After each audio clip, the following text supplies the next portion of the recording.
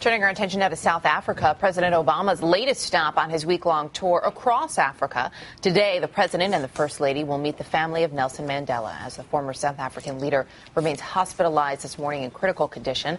White House correspondent Kristen Welker is traveling with the president and joins us this morning from Johannesburg. Kristen, good morning.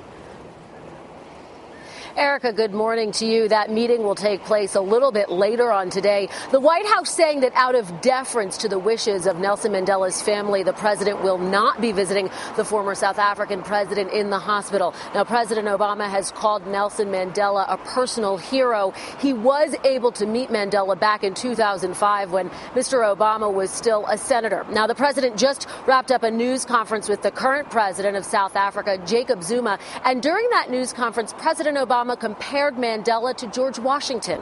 Take a listen.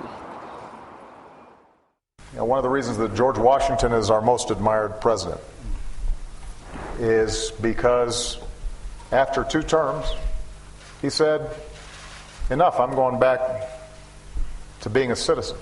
Nelson Mandela, similarly, I think was able to recognize that despite how revered he was, that part of this transition process was to make sure that it was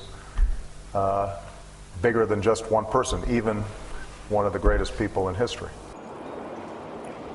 Now, South Africa's President Zuma said that Mandela is in critical but stable condition. The First family will visit Robben Island tomorrow. That is where Nelson Mandela was held for 17 of the nearly 30 years that he was imprisoned. Now, President Obama was also asked about immigration reform in the wake of the Senate passing an immigration bill. The president said the time is right. He called on the House to act and said he believes they can get a bill passed before their August recess. Now, as for the rest of the day here in South Africa, President Obama will meet with youth at the University of Johannesburg and Soweto. We should say there are protesters there who say they are opposed to the United States foreign policy. The president's final stop on this trip will be Tanzania.